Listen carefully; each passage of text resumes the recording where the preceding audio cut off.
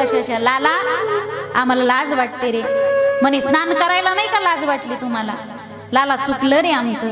एका हाताने स्नान करू लागल्या आणि एका हाताने लज्जा रक्षण करू लागल्या. देवाने सांगितलं एका हाताने नमस्कार करायचा नसतो, दोन्ही हाताने करायचा असतो.